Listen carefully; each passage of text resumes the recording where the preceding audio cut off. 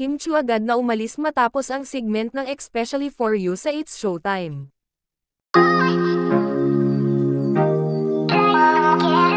Umalis na kaagad si Kimi matapos ang segment na Especially For You, kung saan ay pauwi na si Kimi sa Cebu, dahil bukas nga ay may event ito sa Gaisano Mall 5 PM. Kahapon nga ay nagpost itong si Kim sa kanyang IG stories, kung saan ay kasama niya sa larawan ang kanyang ama at ang kanyang ate Lokam. Nagbonding nga sila kahapon kasama ang iba pang pamilya nila ni Kim.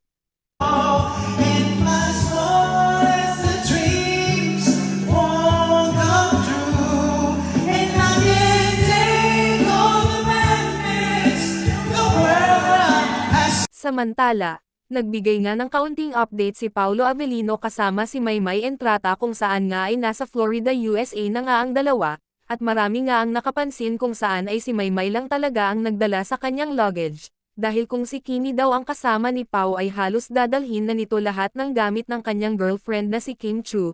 Dagdag pa, maraming nakapansin ngayon sa energy ni Kimi kung saan ay kakaiba, parang matamlay kung ikukumpara mo sa nakasanayang energy niya. Baka nami-miss na nila ang isa't isa dahil matamlay din si Pao sa naturang video.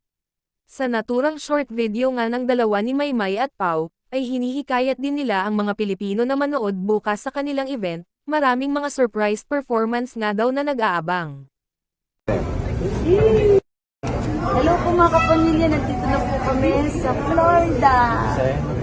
O sa mga tanang mga Bisayang dami, sa nangangamunya. Sunod adlaw. Kita na po hon.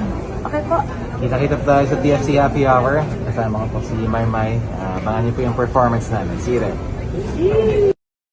Kaninang umaga nga ay nag-update din si Kimi kung saan ay mag-isa lang ito sa kanyang everyday routine, kung saan ay lagi silang magkasama ni Pao.